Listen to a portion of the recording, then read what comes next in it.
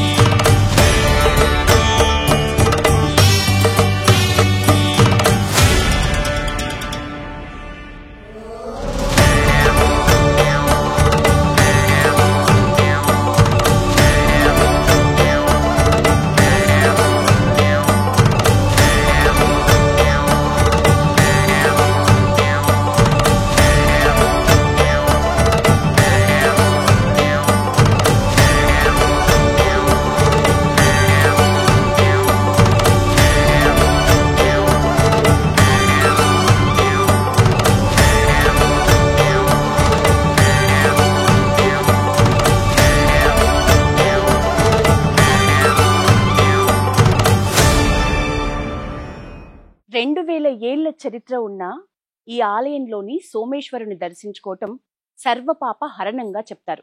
ముఖ్యంగా హిందూ దేవాలయాల్లో భాగంగా, అలాగే హిందూ దేవాలయాలు హిందుత్వాన్ని ప్రచారంలో భాగంగా పురాతన కాలం నుంచి ఈ ఆలయం ఎంతో ప్రసిద్ధి చెందింది. ఇక్కడ హిందూ మతానికి సంబంధించి, అలాగే హిందూ మతంతో పాటు జైన మతానికి సంబంధించి ఈ కొలనుపాక గ్రామం ఏదైతే ఉందో అది ప్రధాన కేంద్రంగా ఒకప్పుడు ఉండేది. అందుకే ఇక్కడ హిందూ మతానికి సంబంధించి, అలాగే జైన మతానికి సంబంధించి గుళ్ళు కానీ గోపురాలు కానీ చాలా కనిపిస్తాయి. ఇంకా ఈ ఆలయంలో 2000 ఏళ్ల చరిత్ర ఉంది కాబట్టి, ఎంతో పురాతన ఆలయం కాబట్టి ఆర్కియాలజీ డిపార్ట్మెంట్ కి సంబంధించి చాలా సవరణలు, ప్రముఖమైన చెక్కిన పురాతనమైన శిల్పాలు ఎన్నో ఉన్నాయి. అవన్నీ డిపార్ట్మెంట్ వాళ్ళ నిబంధనల దృష్ట్యా మనం చూపించలేకపోయినప్పటికీ ఈ ఆలయం మాత్రం హైదరాబాద్ కి అతి దగ్గరలో ఉన్న ఒక గొప్ప స్వయంభూ ఆలయంగా మనం చెప్పుకోవచ్చు.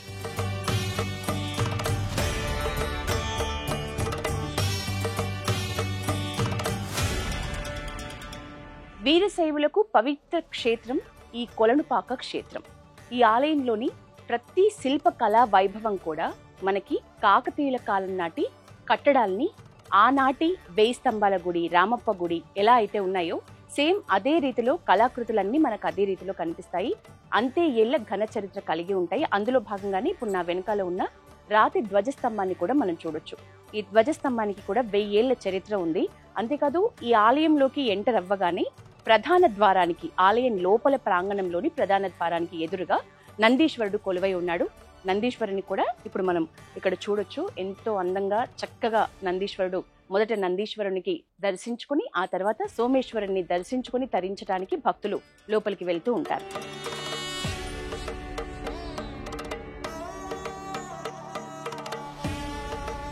ఆలయ ప్రధాన ద్వారం నుంచి లోపలికి అడుగు పెట్టగానే మనం నందీశ్వరుని చూస్తాం. మొదట నందీశ్వరుని దాటి కొంచెం ముందుకు రాగానే వస్తుంటే ఎడమ వైపుకి ఈ ఆలయ ద్వారపాలకుడైన వీరభద్రస్వామిని మనం దర్శించుకోవచ్చు.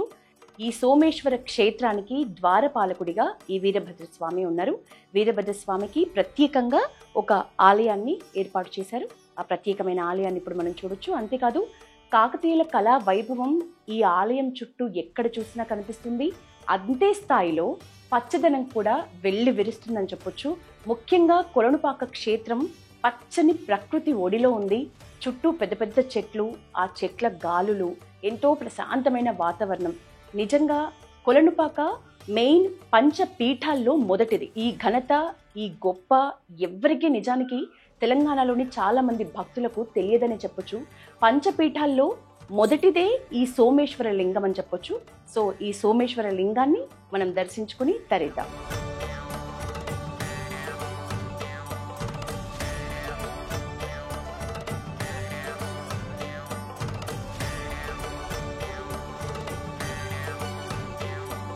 పంచపీఠాల్లో మొదటిది ఈ సోమేశ్వర లింగం. శివభక్తులకి ఎంతో పవిత్రమైన లింగంగా మనం చెప్పుకోవచ్చు. ఈ ఆలయం లోపలికి వస్తుంటే సుమారు 5 ద్వారాలు, ప్రధాన ద్వారాలుగా, మనం తిరుపతిలో కదా 7 కొండల స్వామిని దర్శించుకోవడానికి 7 ద్వారాలు దాటి వెళ్ళాలి అనుకుంటాము. పంచపీఠాల్లో మొదటి సోమేశ్వర లింగాన్ని దర్శించుకోవడానికి కూడా పంచద్వారాల్ని దాటి ఈ ద్వారం దగ్గరికి రావాలి. ఇది మొదటిది అని చెప్పుకుంటే దీనికి ముందు 4 ఉన్నాయి ప్రధాన ద్వారం నుంచి. ఆ 4 ద్వారాలని దాటుతూ లోపలికి రావాలి. దీన్ని బట్టి అర్థం చేసుకోవచ్చు ఇది ఎంత సువిశాలమైన ప్రాంగణంలో కట్టబడిందో. ముఖ్యంగా చాణుక్యుల కాలం నుంచి కాకతీయుల కాలం వరకు నిర్మించబడిన ఆలయం. అంటే ఎంత టైం పట్టింది ఈ ఆలయాన్ని ఒక కాలం నుంచి మరో కాలం వరకు దీన్ని సుదీర్ఘమైన డేస్లో, దినాల్లో నిర్మించారని చెప్పొచ్చు. దానికి అనుగుణంగానే ఇక్కడ చాలా పురాతనమైన విగ్రహాలు, చెక్కిన శిల్పాలు, కట్టడాలు అన్నీ కూడా చాణుక్యుల కాలం నాటిది, అలాగే కాకతీయుల కాలం నాటి కళారూపాలకి నిదర్శనంగా కనిపిస్తాయి. రండి, మనం మొత్తానికి ప్రధాన ద్వారం దగ్గరికి వచ్చాం. ఇది స్వామివారు గర్భగుడిలో స్వయంభూగా వెలిసిన ప్రధాన ద్వారానికి సంబంధించిన ద్వారం ఇది. ఈ మొదటి ద్వారంలోనే మనం లోపలికి వెళ్తే, ఇది కూడా ఇక్కడ నుంచి మొదలు పెడితే మనం చూడొచ్చు అంత చివరి వరకు ఎంత విశాల ప్రాంగణంలో ఉందంటే, గర్భగుడి ప్రాంగణం కూడా చాలా విశాలమైన ప్రాంగణంలో ఉంది. చుట్టూ కూడా టెంపుల్ కి సంబంధించి చాలా ప్లేస్ ఉంది. ప్లేస్ తో పాటు ముఖ్యంగా చాలా గ్రీనరీ ఉంది. ప్రకృతి ఒడి మధ్యలో ఒక చిన్నపాటి చిట్ట అడవిలో ఈ ఆలయం నిర్మాణం జరిగిందా అన్నంత అందంగా, అంత ప్రశాంతంగా ఈ సోమేశ్వర ఆలయం ఉంది. రండి లోపలికి వెళ్దాం. సోమేశ్వరుణ్ణి, పంచపీఠాల్లో ఒకరైన అమ్మవారిని, అమ్మవారితో పాటు సోమేశ్వరుణ్ణి కూడా దర్శించుకుందాం.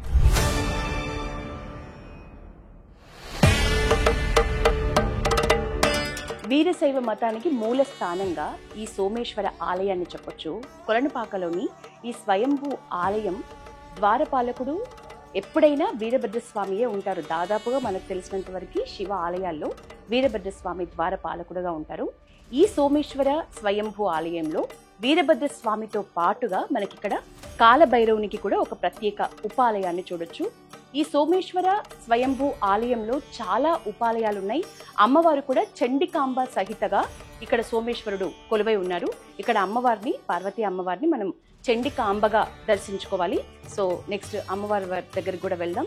చుట్టూ ఎన్నో ఉపాలయాలు, ద్వారపాలకుడు, అలాగే ద్వారపాలకుడితో పాటు మనం కాలభైరవుణ్ణి కూడా ఇక్కడ చూడొచ్చు. అలాగే స్వామివారి నంది, మనం ఆలయ గర్భగుడికి ఎదురుగా స్వామివారి నందిని, ఆ నంది ఎదురుగా కూడా గర్భగుడి కంటే ముందే ఒక శివుడి టెంపుల్ మనకు ఉంది. సో అవన్నీ కూడా చూసే ప్రయత్నం చేద్దాం రండి. అష్టాదశ మఠాలకు నెలవుగా ఉండే ఈ సోమేశ్వర ఆలయంలో ఎక్కడ చూసినా శివరూపాలే. ప్రధాన ద్వారం దగ్గరికి, స్వయంభూ సోమేశ్వరుని దగ్గరికి వెళ్ళటానికి ముందే మనకు నంది, అలాగే శివుడి లింగాలు ఎన్నో అణువణువు కనిపిస్తున్నాయా అన్నంత అందంగా ఉంటాయి. అందులో ఒకటి మనం ప్రధాన గర్భగుడిలోకి ఎంటర్ అయిన తర్వాత మనకు కనిపిస్తున్న ఈ నందీశ్వరుడు. దీనికి ఎదురుగానే మనకు గర్భగుడి కంటే ముందే ఒక శివలింగాన్ని మనం చూడొచ్చు. ఈ ఆలయంలో అష్టాదశ మఠాలు అంటే మనం ఆలోచించవచ్చు, మఠాలు అంటే జాతికి ఒకటి అన్నట్లుగా, లేకపోతే కులానికి ఒకటి అన్నట్లుగా ప్రతి కులానికి ఒక మఠాన్ని ఏర్పాటు చేసినంత విశాలమైన ప్రాంగణం ఇది. అందులో ఎక్కడ చూసినా మనకు శివతత్వము కనిపిస్తుంది, శివుడి రూపాలు కనిపిస్తాయి, శివతత్వాన్ని మనకు బోధిస్తాయి అని చెప్పొచ్చు.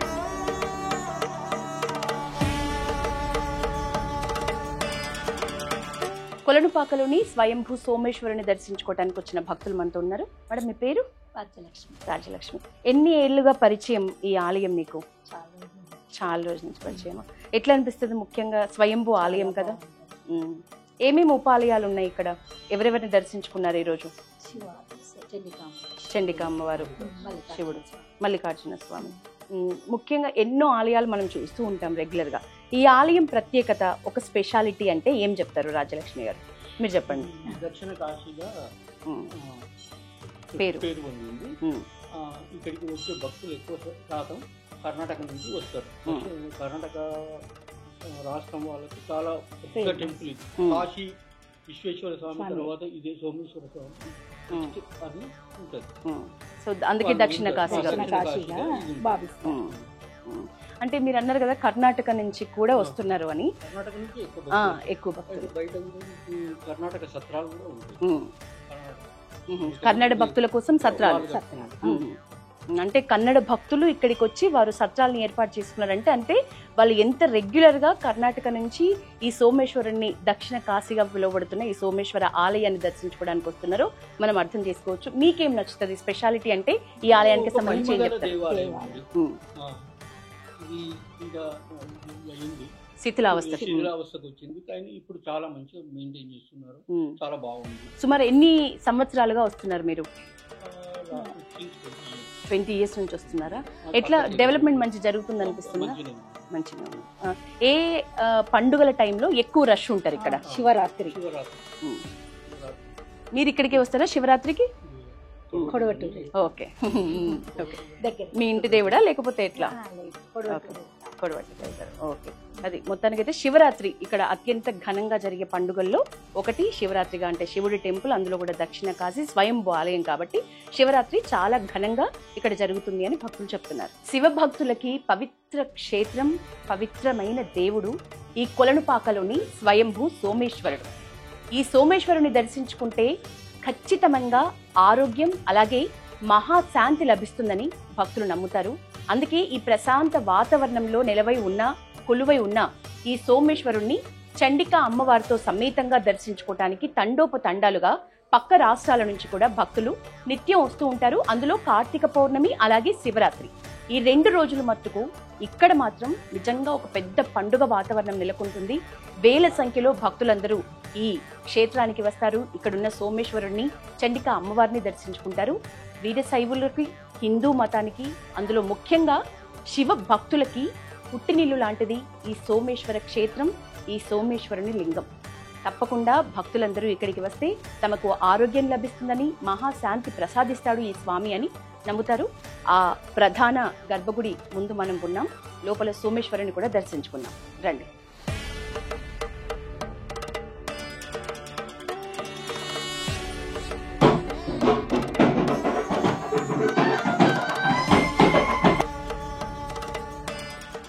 కొలనుపాకలోని సోమేశ్వర ఆలయంలో సోమేశ్వరుడు స్వయంభూగా వెలిసిన శివుడు.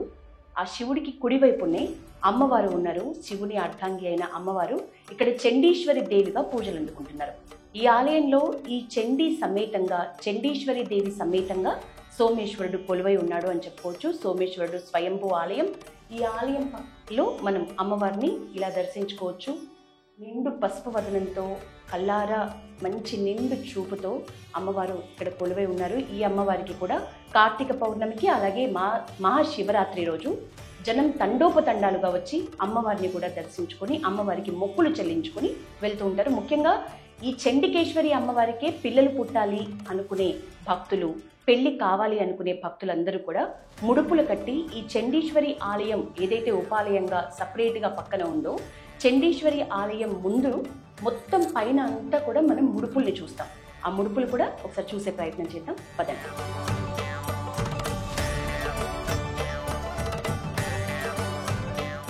సోమేశ్వర ఆలయంలో మొక్కులన్నీ స్వామివారికి, ముడుపులన్నీ అమ్మవారికి సమర్పించుకుంటున్నారు భక్తులు. ఈ చండీశ్వరి దేవిని భక్తులంతా తమ తమ కోరికల్ని కోరి ఆ కోరికలు నెరవేరాలని ముడుపులు కట్టిన తీరు మనం ఇక్కడ చూడొచ్చు.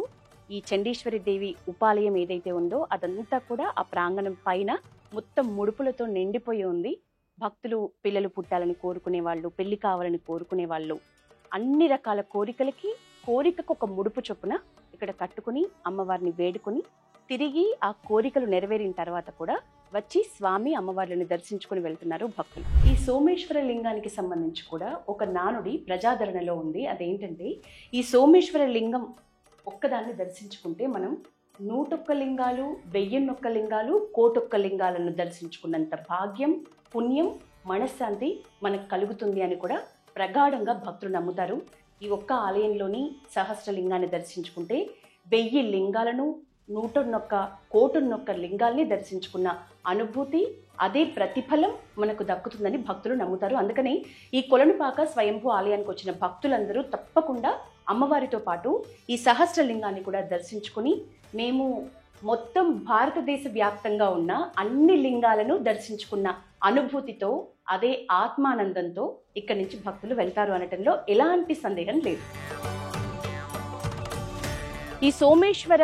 ఈ ఆలయం సోమేశ్వర క్షేత్రం విశాలమైన ప్రాంగణంలో ఉన్నప్పటికీ కూడా ఎక్కడికక్కడ శిథిలావస్థకు చేరుకున్న దశ మనకు కనిపిస్తూనే ఉంటుంది. మెయిన్ మూల విరాట్టు ఉన్న స్వయంభూ ఆలయ ప్రాంగణం అంతా చాలా బాగుంది లోపల. కానీ బయటకు వస్తే చూస్తే ఏవైతే అష్టాదశ మఠాలు ఉన్నాయో ఆ మఠాలన్నీ కూడా కొంచెం కొంచెం శిథిలావస్థ దశలోనే ఉన్నాయి. నిజంగా చరిత్రలో మన తెలంగాణలో మంచి వైభవంతో కూడుకున్న శివాలయాల్లో ఈ సోమేశ్వర స్వయంభూ ఆలయం ప్రధానమైంది. దీన్ని దక్షిణ కాశీగా పిలుస్తున్నారు అంటేనే దీని వైభవం ఎంత గొప్పదో మనకు అర్థమవుతుంది.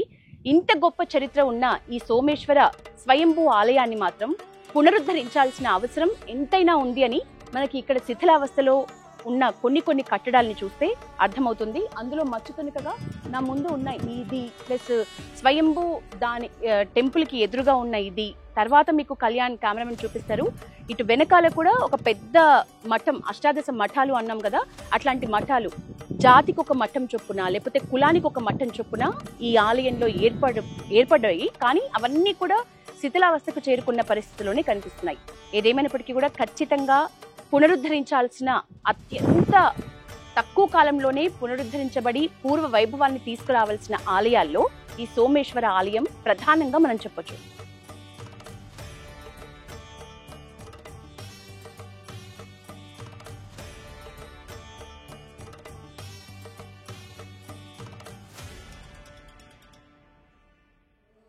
ఈ సోమేశ్వర ఆలయం ప్రధాన గోపురం, ఏదైతే స్వయంభూ సోమేశ్వరుడు కొలువై ఉన్న గోపురాన్ని చూడాలనుకుంటే మనం ఇక్కడ నుంచి చూడొచ్చు. దాన్ని ఏ మాత్రం యుగాల నుంచి చాలా పురాతనమైన 1000 ఏళ్ల చరిత్ర కలిగిన ఈ ఆలయం ఆ ప్రధాన గోపురాన్ని మాత్రం చెక్కు చెదర్చలేదు, ఏ మాత్రం మార్చలేదు.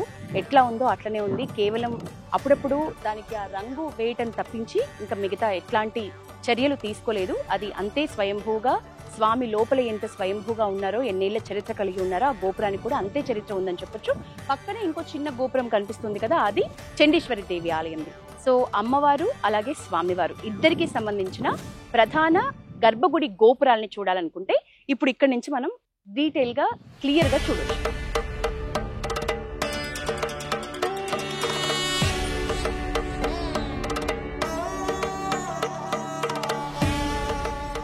మన సిటీలో పట్టణాల్లో ఉండే రణకొన ధ్వనులకి, ముఖ్యంగా కాలుష్యానికి దూరంగా వెళ్ళాలి, ఒక ఆలయానికి వెళ్ళి కాసేపు ప్రశాంత వాతావరణంలో సేద తీరాలి అనుకుంటే ఒక్క టెంపుల్ అనే చెప్పను, నిజంగా చెప్తున్నా, నేను ఈరోజు ఎక్స్పీరియన్స్ చేసిన కాబట్టి చెప్తున్నా. ఈ కొలనుపాక ఆలయానికి వచ్చే ఆ మార్గం కూడా ఎంత బాగుందంటే, ఎత్తైన చెట్లు, చుట్టూ మొత్తం ప్రకృతి ఒడిలోకి మనల్ని పిలుస్తోందా, తీసుకువెళ్తుందా అన్నంత ఆహ్లాదకరమైన వాతావరణం ఉంది. వస్తూ ఉంటే కూడా ఈ కొలనుపాక గ్రామం కూడా సర్వాంగ సుందరంగా, చుట్టూ పచ్చని చెట్లు. తెలంగాణలో ఉన్న పచ్చదనం ఎక్కడైనా అద్భుతంగా కనిపిస్తుందా అంటే నిజం చెప్తున్నా కొలనుపాకలో కనిపిస్తుంది. నాకైతే ఈరోజు ఇదే అభిప్రాయం అనిపించింది. కొలనుపాకలో నిండైన పచ్చదనం ఉంది. ముఖ్యంగా ఈ సోమేశ్వర ఆలయం చుట్టూ మొత్తం పచ్చదనమే పరుచుకుంది అనటంలో ఎట్లాంటి ఆశ్చర్యం లేదు. ఇప్పుడు మీరు కూడా చూడొచ్చు ఎంత చుట్టూ గ్రీనరీ అంటే, కళ్ళకు గ్రీనరీ ఎంత ఆనందాన్ని ఇస్తుందంటే ఇక్కడికి వచ్చి ఎక్స్పీరియన్స్ చేస్తేనే తెలుస్తుంది మనం ఏ స్థాయిలో ప్రకృతి ఒడిలోకి వచ్చామా అనేది. సుదూర ప్రాంతాలకు వెళ్ళనక్కర్లేదు. కేవలం హైదరాబాద్కి 70 నుంచి 80 కిలోమీటర్ల లోపే ఈ కొలనుపాక గ్రామం ఉంది, యాదాద్రి భువనగిరి జిల్లాలో, మెయిన్ ఆలేరు మండలంలో. చుట్టూ నిండైన ప్రకృతి పచ్చదనం, మధ్యలో సోమేశ్వర స్వయంభూ లింగం. దాంతోపాటు ఒక్క లింగాన్ని దర్శించుకుంటేనే సహస్ర లింగాలని, అంటే 1000 శివలింగాల్ని దర్శించుకున్నంత పుణ్యఫలం ఈ కొలనుపాక సోమేశ్వర క్షేత్రానికి వస్తే మనకు కలుగుతుంది.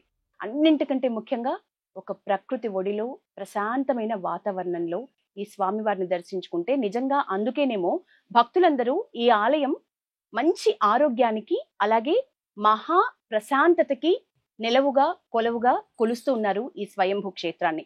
ఎందుకంటే ఇక్కడికి వస్తేనే ఆటోమేటిక్ గా మనకు ప్రశాంతత లభిస్తుంది. ప్రశాంతత ఉన్నప్పుడు ఆరోగ్యం ఆటోమేటిక్ గా ఉంటుంది.